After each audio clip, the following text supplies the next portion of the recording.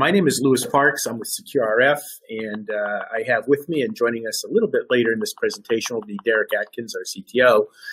And this morning we wanted to talk to you about security essentials for the IoT and some considerations that many of you out there who are developing on Intel platforms and various gateways for the IoT might take into consideration, particularly when it comes to smaller, lower power, low resource devices, which happens to be the area that we specialize in. So for the next 30-40 minutes, we'll take you through an overview of our view of security and the issues, and if for those of you who've worked in the area, the hurdles in achieving it.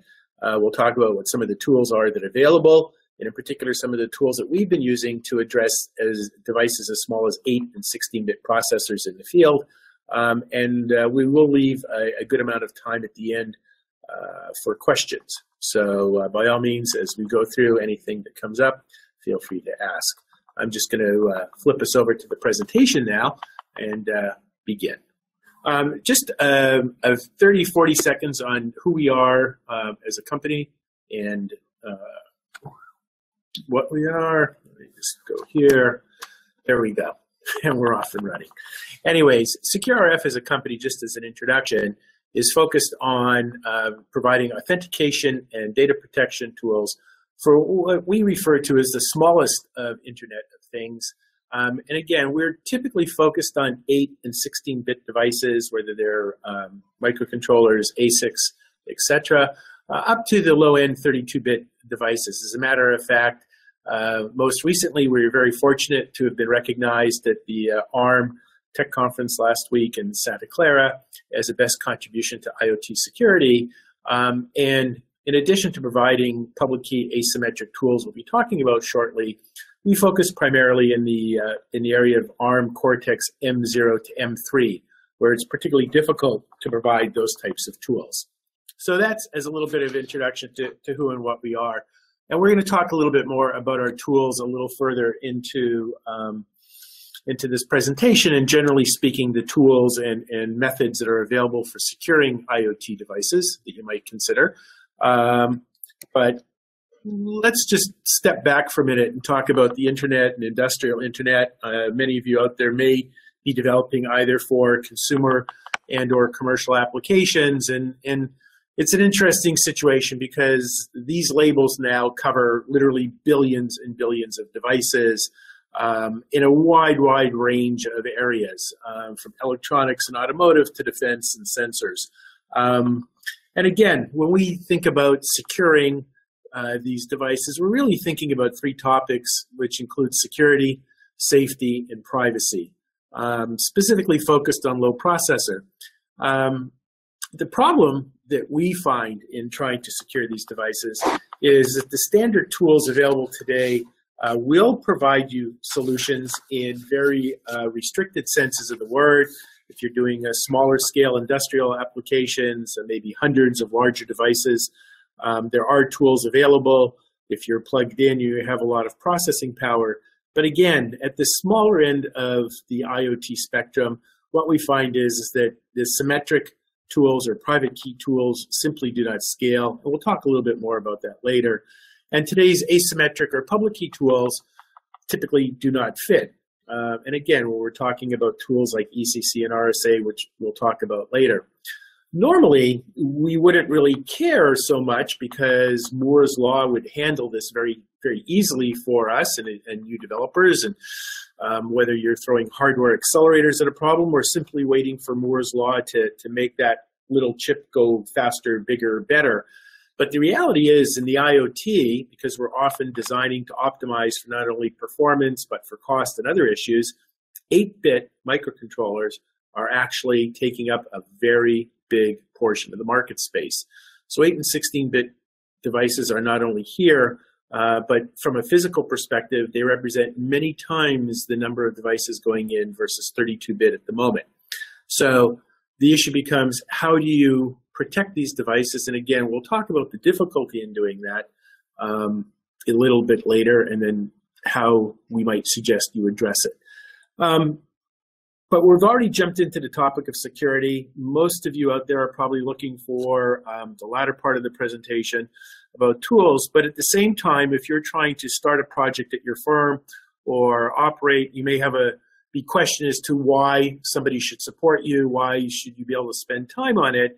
And I think that there's some very interesting things going on in the world of IoT that support both your company supporting you or you spending time on it, and people applying security, whatever it is. In particular, a recent survey by ESET and the NCSA, I think really are probably the most tangible things that I cite when asked, gee, why should we invest in this?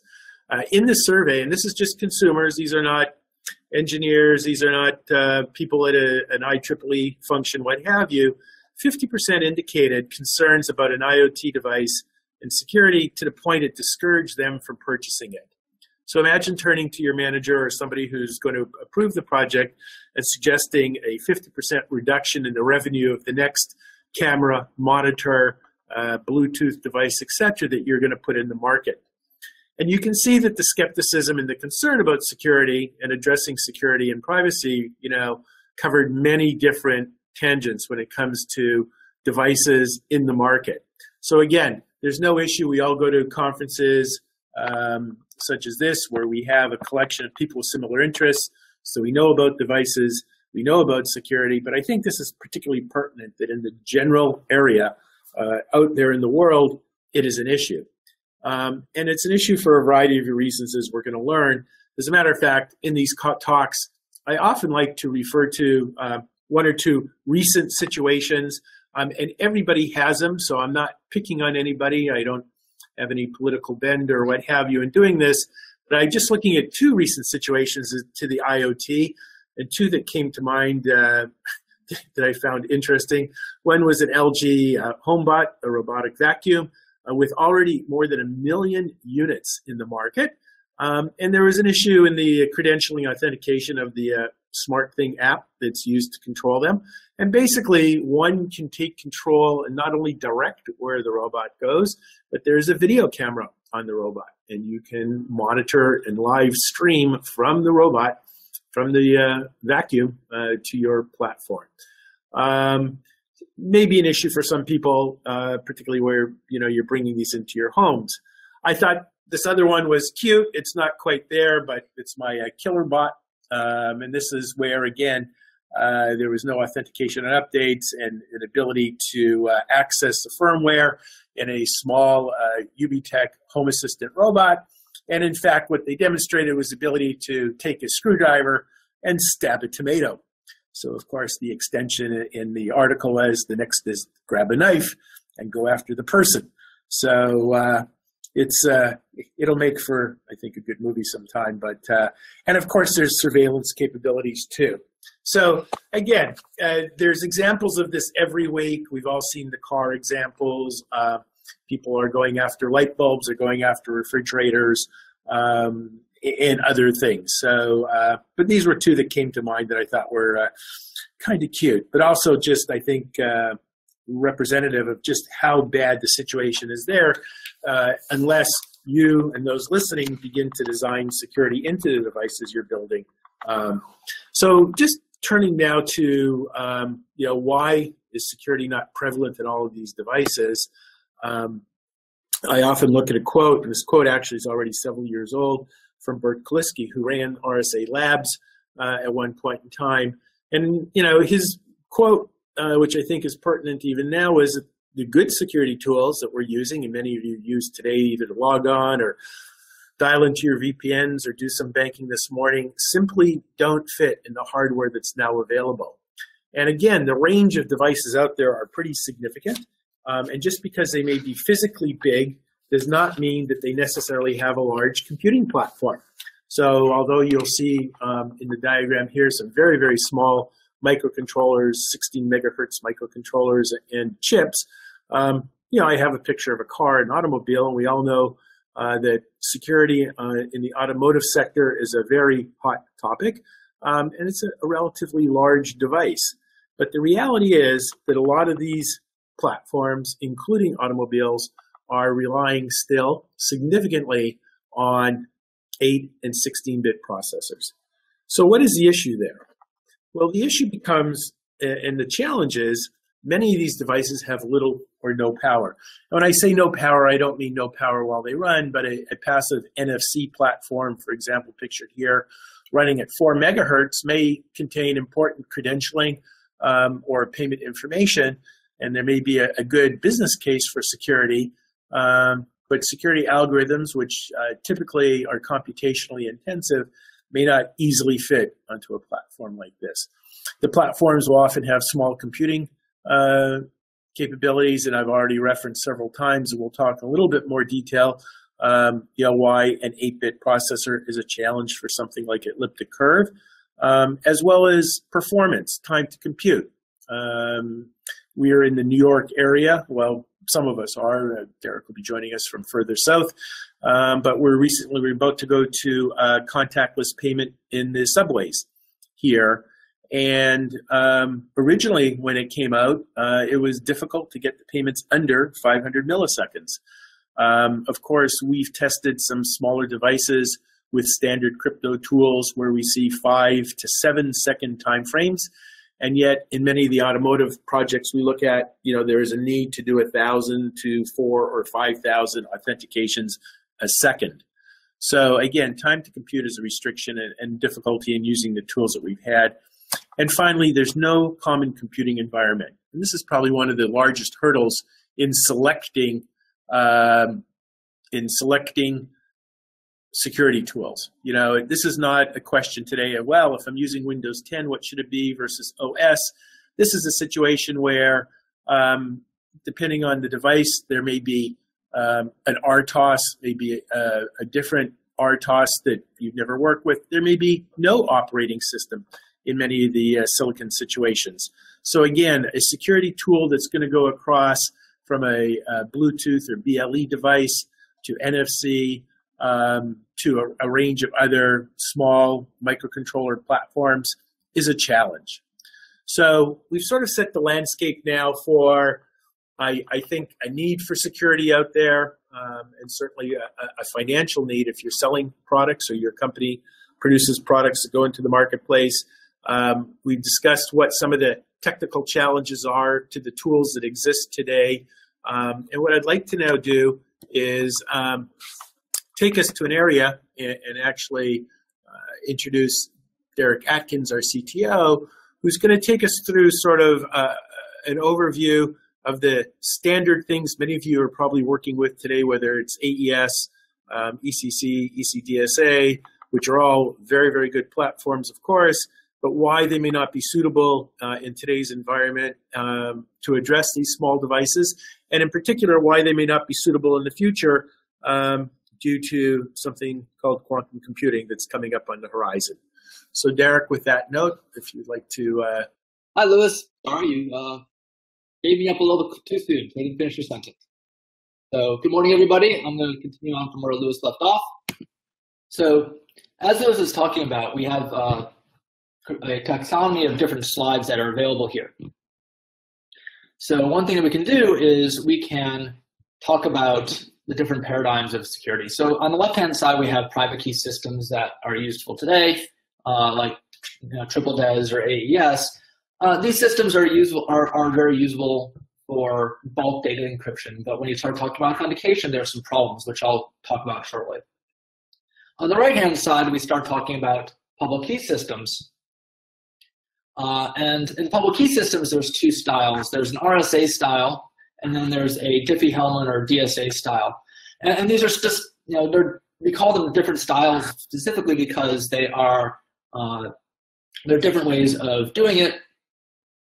Specifically, in RSA, it's more of an encryption, public key encryption, where you get out where you get in, whereas Diffie-Hellman and DSA, you don't. It's more of a verification. It's a computation that you end up with a result that you can use.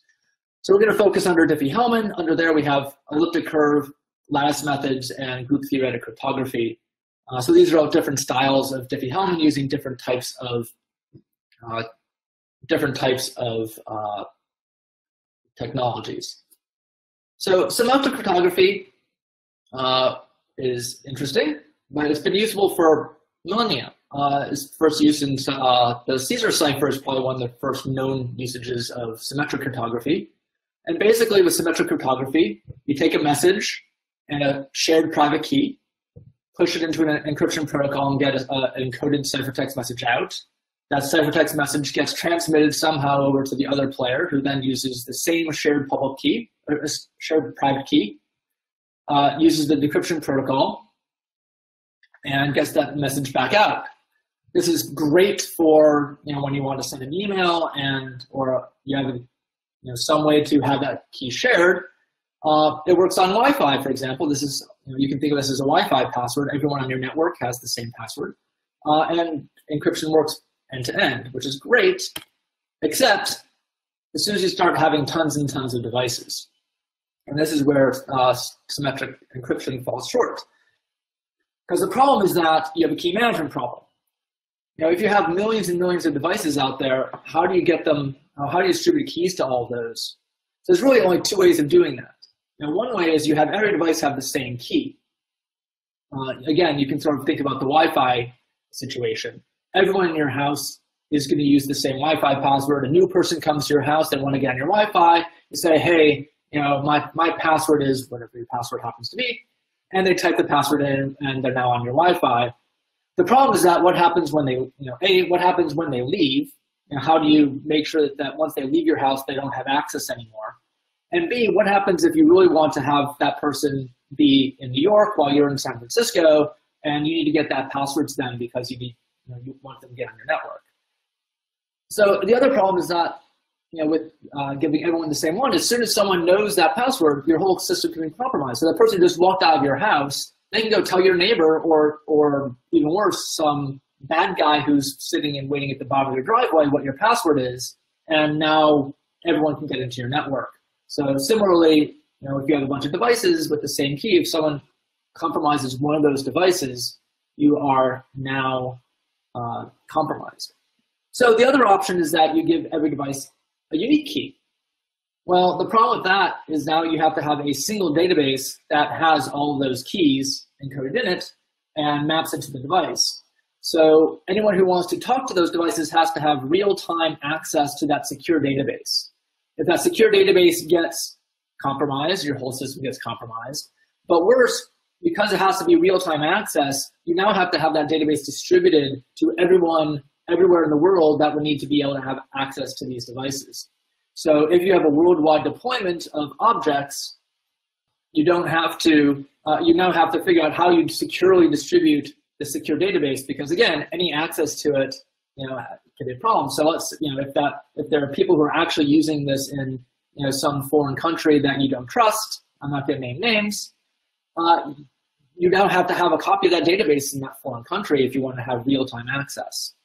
So a single breach basically compromises the whole system. So the solution, which has been around for decades at this point, is to use asymmetric cryptography.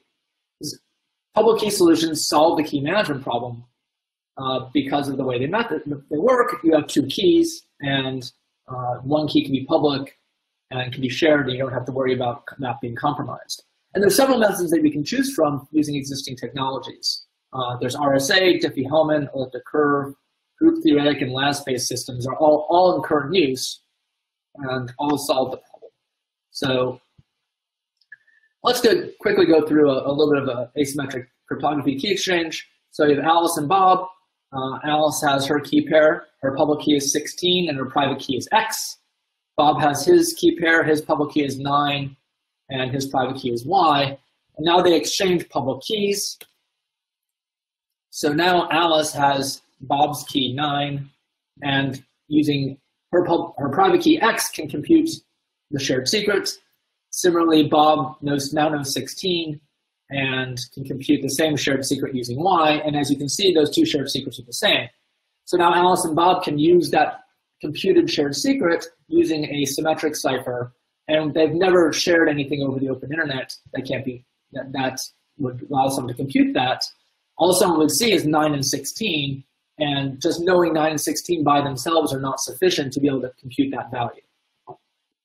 So effectively, the way this works is that you have Alice and Bob that wind up plugging their own private key with the other person's public key into a key evaluator, and the key evaluator comes up with a shared secret. So that's great, but the problem, of course, is, how do you know that Alice is really Alice? The fact that I've got this 9, well, that doesn't tell me anything. Anyone could have theoretically sent me 9, because 9 doesn't mean anything to me. So now what you do is you have what's called a certificate. So you have a trusted entity called a certification authority. And the certificate authority will basically take the public key of Alice, 9, and sign it into a public key certificate, which we have here, the X. And that's basically a binding of 9 to Alice. So basically the certification authority is saying, this 9 belongs to Alice, and I'm asserting that.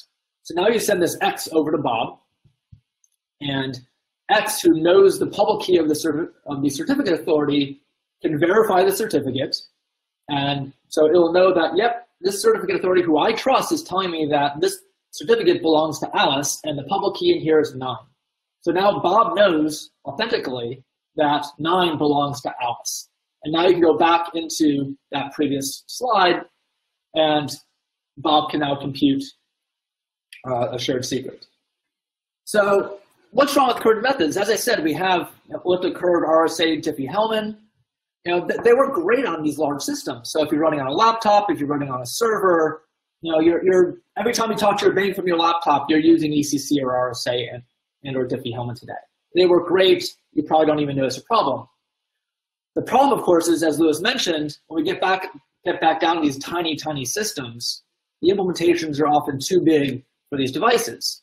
So we're talking about sensors or actuators or devices with the IoT. And the reason is that the complexity of breaking down these very, very large numbers into 16 or 8-bit chunks and then piecing them all back together is a lot of work, and it's too much work to get onto these, to actually fit onto many of these systems in a reasonable way. And actually, there are cases where you can make them fit, but in that case, it just takes way too long to run. And the reason is that each of these systems run in quadratic time. So where does this leave the Internet of Things? Basically, the problem is that either small devices that power the IoT are left insecure, which is where we are today. But the problem is that these devices don't have many options for authentication and data integrity. And the stuff you're getting today from the IoT just doesn't, this stuff is not embedded. There's no embedded security in them. And as Lewis mentioned, they lack the computing memory or energy resources needed to implement these standards. Getting RSA or ECC to fit on these systems, either you can't get to the fit or they take a very, very long time. For example, we were playing with some small devices, and we actually got an ECC implementation to load onto the device. So we set off and running. And after about 30 seconds, we're like, is this thing actually going? And then we waited a little bit longer. And after about 2 minutes, it finally came back with the result. So that's just not very useful. So what the problem is that it leaves these systems vulnerable to attack. So this is where we start focusing on group theoretic cryptography. So group theoretic cryptography is actually based on some math that's been studied for over 100 years in group theory. And taking those group theory and applying it to cryptography, they started working on that back in the mid-70s, which is approximately the same time frame as RSA and Diffie-Hellman. And one of the interesting things about group theoretic cryptography is that its calculations happen on very, very small numbers. So one of the reasons that RSA, ECC, and Diffie-Hellman takes so long on these very small devices is that they're doing computations over 256 to 4096 bits. And when you have a very, very small device, you have to break that number down into small pieces, do the operations, and then build it back up, doing all these operations to build it back up again, and that's just a lot of overhead. GTC is using 8-bit operands and just doing lots of them. So there's no additional overhead. You can just go directly and do the computation. And that results in it being very, very small, very fast, and very ultra-low energy because you don't have to use the CPU as much. You don't have to do as much computation. So it gets done much quicker, even especially on these small devices. And basically what group theoretic cryptography is doing is it's leveraging structured groups, matrices, and permutations in arithmetic over finite fields. So the breakthrough we had was a group-theoretic one-way function that was first published in 2005 called E-multiplication. E-multiplication was designed for low resource and constrained environments. In fact, the first environment they're looking at was a passive UHF RFID tag running at 1 megahertz. And one of the other interesting things about E-multiplication is that its runtime grows linearly with the increase in security level. So what does that mean? Basically, as you increase it, if you want to double the security time, the security strength, of ECC or RSA, you have to, in ECC, you double the key size, and in RSA, you have to do more than double the key size. But the problem is that when you want to actually do a computation over that increased security level, you're computing 4, 5 to even 8 times the amount of computation just to double that security time. With E-multiplication-based protocols, and we're going to get into in a bit, that actually grows linearly. So if you double the security strength, you only have to double the amount of computation. So that makes it much more compelling on these small devices. And part of the reason is that it's rapidly computable is due to this sparse matrix. So I mentioned that we're doing matrices over finite fields with arithmetic over finite fields. Well, basically, because of the sparse matrix that results from E-multiplication, it's actually requiring n multiplies and 2n additions in a software implementation. And in a lightweight hardware, you can do that computation in a single clock cycle. So that makes it very, very fast, even on small devices and in small amounts of silicon. So E-multiplication, this breakthrough from 2005, is the building block for all of our cryptographic methods. So I was talking about the quadratic nature of RSA and ECC. This graph is kind of giving you a showing what that means. So as you increase the security strength to the right, the number of bit operations going up. So as you increase the security strength, you have to do more and more operations with ECC, whereas with the group theoretic methods, it just grows linearly. And the other interesting thing is that our technology not only is platform agnostic and linear in time, but it's also safe against quantum attacks. So if your IoT devices are going to be out in the field for a very long time, let's say 10, 15, 20 years, you start having to worry about quantum computing, which I'll get to in a bit later. So the next thing is that I want to talk a little bit about our cryptographic constructions. So all of our constructions that we have are based on E-multiplication and are quantum resistant. They're quantum resistant because of the underlying math, and I'll get into that a little bit later. But the methods we have available include our Ironwood key agreement protocol, our Walnut digital signature algorithm, our Kiowood key agreement protocol, and Hickory computation, our Hickory hash function. So it's basically a tool chest of methods all based on E-multiplication. So let's talk about performance, because, well, that's probably one of the reasons you're here. You have these small devices, and you want to know, well, how are they going to work? So we actually took a AVR8, which is an 8-bit, 16 megahertz platform, and we did it effectively the equivalent of a TLS session. So we're doing a Diffie-Hellman key exchange and a signature validation to be the equivalent of validating a certificate and setting up a TLS. So what this is showing you is on the top level is our technology using WalnutDSA and Ironwood, and on the bottom we're doing a ECC, so an ECDSA and ECDH. So first of all, I want to point out the ROM and RAM utilization. So in our case, our technology required only 9,000 bytes of ROM versus 16,000 for ECC. RAM usage, we're at 637 bytes versus 969. But this is showing you the time between every computation. So at this particular time, it's taking 68 milliseconds for each authentication versus over 7.5 seconds for ECC. So it's over 100 times faster on this platform. And you have to consider that between these blips, the CPU is actually going full bore. So it's doing full energy usage, can't do anything else.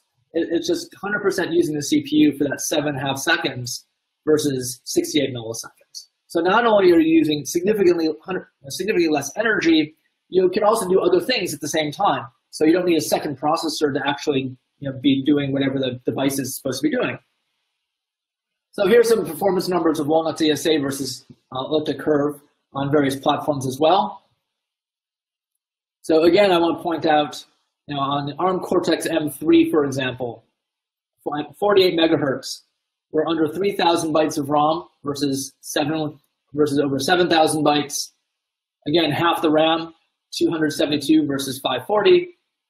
But I point out 5.7 milliseconds to validate a certificate versus over 200. That's a 40x speed improvement. Again, this is 100% in software.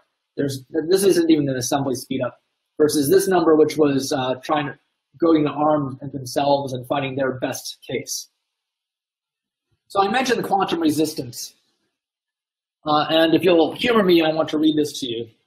The National Security Agency is advising U.S. agencies and businesses to prepare for a time in the not-too-distant future when the cryptography protecting virtually all email, medical, and financial records and online transactions is rendered obsolete by quantum computing. So this is a statement by the National Security Agency in 2015. NIST is also saying, we must now begin to prepare our information security systems to be able to resist quantum computing. So quantum computers are on the horizon. MIT and IBM have actually built quantum computers. IBM actually has one that's sitting online. You can actually run programs against it. It's only about 16 qubits, but they've also come up with a simulator that can get up to 63 qubits. So we're actually getting closer to be able to have the number of qubits necessary to run methods against ECC, for example. So what does this mean? Well, there's two important methods that you need to think about when considering quantum resistance in these days and ages, which is Shor's algorithm and Grover's search algorithm. So let me start with Grover. Grover's search algorithm is something that applies to absolutely everything. And it basically reduces the security level by allowing you to perform a very fast search. So since it applies to everything, it even affects AES. So AES 128 becomes 64-bit secure against Grover. This is exactly why AES 256 exists. It exists purely as a hedge against a quantum computer with Grover, because that brings it back down to 128-bit security level. So as I said, everything is affected by Grover. So to get it past it, you have to double the security level. Well, as I mentioned earlier, doubling the security level of group-theoretic cryptography just requires doubling the key size, which only doubles the runtime. So that 5.7 milliseconds that I mentioned earlier on the ARM Cortex-M3, that becomes 11 milliseconds, which is excellent because if you want to put that into an automotive, on a CAN bus, you have a time requirement. The systems actually have to be online within a specific time period. So you need to be able to do a signature validation very quickly if you want to, say, do a secure boot solution in automotive. So I said there are two methods. So Grover's one, the second one is Shor. So Peter Shor is a mathematician at MIT, and he came up with a method that can be used to break ECC, RSA, and Diffie-Hellman because it can quickly factor or solve the discrete log problem. So really what it's doing is solving something called the hidden subgroup problem. And for that to work, it requires the method's map to be finite, cyclic, and commutative. So finite means it's a limited space. Cyclic means you start with a generator, you go through the whole space, and then it repeats. And commutative means A times B equals B times A, so 5 times 3 equals 3 times 5. Well, group theory cryptography is neither cyclic nor commutative. So basically, you don't start with a generator, it doesn't go through the whole thing and repeat. And for commutative, A times B does not equal B times A. And so the underlying group behind it is also infinite as opposed to finite. So as a result of this, Shor doesn't apply. In fact, we've actually talked to Peter Shor about this, and he's like, I have no idea how I'd break your stuff. So the other interesting thing we need to talk about is side channel attacks. This is going to be things like differential power analysis, glitching, timing attacks. When you talk about devices that are in people's hands, you can use various techniques to gain access to the private data. So for example, there was a recent attack against ECC on a cell phone where they're able to literally listen to the audio noise produced by the cell phone, and after about 5,000 signatures created, were able to recover the ECC signing key. This is a big deal. There's been a lot of side channel attacks against various methods. And we have tools that can both measure many side channel attacks, and we also have IP to protect against them. They're generally whitening techniques. They can be applied to both the software and our hardware technologies. So where do you apply this? Well, one place we've been looking at it is secure boot and secure firmware update. So again, looking back at automotive as an example. In automotive solutions, there have been a lot of attacks where hackers have been able to modify the firmware. Well, imagine if when the car starts, you can notice that the firmware has been modified, and as a result, do something, either revert back to a ROM that you've taken, or inform the user, pop up something. Basically, a secure boot allows you to ensure that the firmware hasn't been modified in any way. You can verify the origin of authenticity, so you know where firmware is coming from during the boot sequence. And because WalnutDSA signature verification is extremely fast, go back to that 5.7 milliseconds in software, we can do sub millisecond. We're talking about nanoseconds in hardware. And it can protect your devices from malware or modified configurations. So you can verify in real time as you're booting up without significant overhead whether or not stuff has been modified and is in pristine condition. So you can go up a level and then use this to ensure that firmware updates are authentic as well. So you have this, let's take an ECU in a car. It's an 8-bit platform. You want to ensure that its firmware is correct as well. It doesn't have a lot of computing power, but you still want to make sure that when it gets a firmware update, that it's correct and not coming from a hacker. So you want to make sure. So you want to be able to ensure that these firmware updates are true and and coming from who you think they're coming from. So here's some platform examples of technologies that we've actually put our technology onto. So we've got boards from Intel, STMicro, Infineon, Arrow, Microsemi. This board here is ARM Cortex-M0, is some custom boards that we made using an M0 parts that actually connect to each other to authenticate themselves. Again, we've got hardware and software. So we have, from Intel, you can get the DE10 Nano board, and there's firmware that you can download that contains our technology for that board as well. It's based on the Cyclone 5. So there's a bunch of technologies that are available, and basically we can help you secure 8-bit, 16-bit, and 32-bit platforms. So we are completely agnostic. We can even go to 64-bit platforms, but once you get that big, it's questioning. But at that point, you might be building a gateway. So it's not necessarily the fact that you're building a 32 or 64-bit platform, but who is that talking to? So if you have a 64-bit platform that's talking to 8-bit platforms, then you still need to be able to use a technology that the 8-bit platform can use. So how do we deliver our technology? Well, we have software libraries that's available for 8, 16, and 32-bit embedded platforms and processors. You supply the type of processor, and you can supply the library. We have hardware IP cores, specifically the Ironwood Key-Agreement Protocol and Walnut Digital Signature algorithm. That's available if you're building an SoC or if you're doing an FPGA.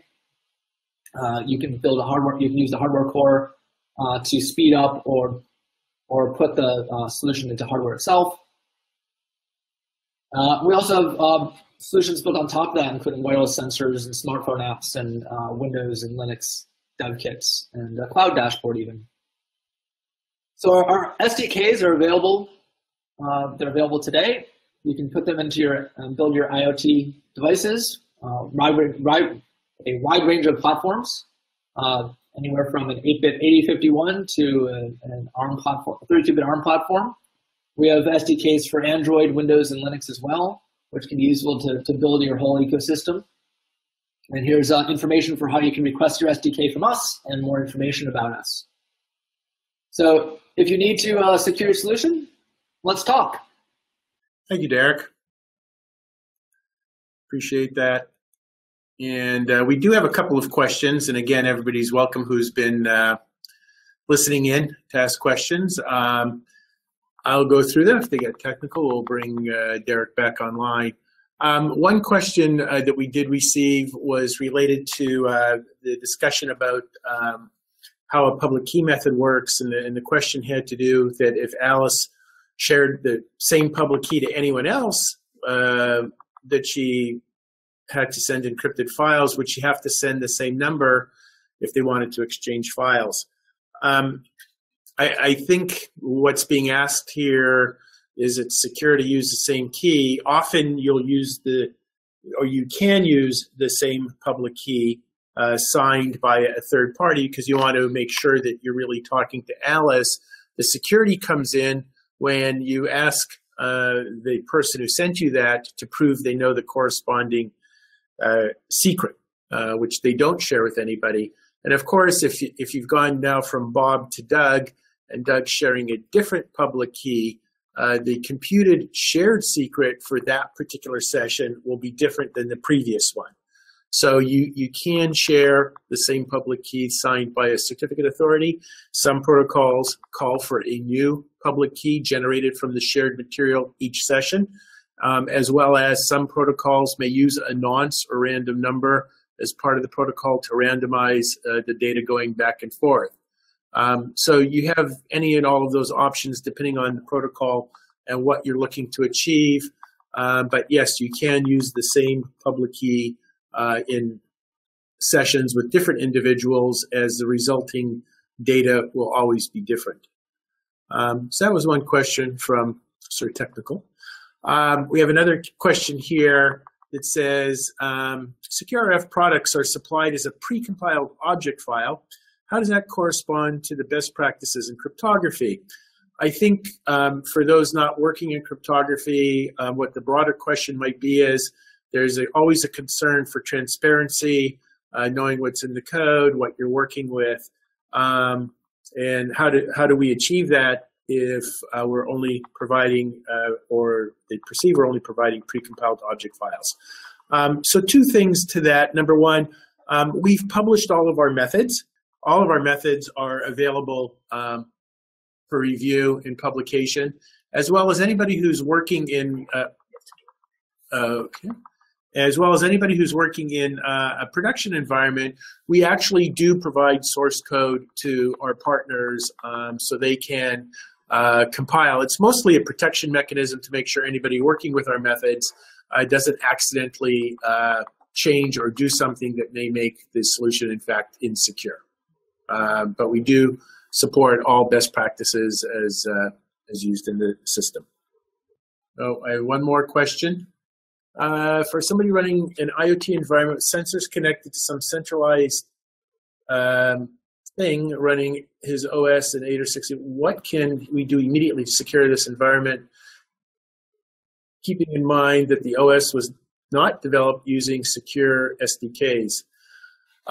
It's hard to give a generalized answer, assuming that there's a processor on board. You can load code. Part of it will have to do with the environment of the processor, because you typically do need or want an area where you could put secured material that becomes inaccessible, the corresponding secret keys or secret key material. In provisioning, oftentimes there are, you know, it may involve you know, blowing fuses or some permanent way of preventing access to an area of the memory on the processor. But if those basic capabilities exist, then you can retrofit or put in a software form, you know, a solution that is small as such as ours. And I do want to mention, we will normally make the slides available that we've just shown today by just saying ask for them, we'll send them out. It appears that there's a request that we provide a link, so we will get these slides posted up on our site right after the session, and then provide a link where anybody who's attended today, anybody can go to the link and get a copy of these slides. We appreciate everybody taking the time this morning for joining us. Hopefully you found it informative, help guide you a bit in your development efforts. Always welcome to reach out to us directly. And we wish you a good morning or a good evening, depending on where you are. Thank you.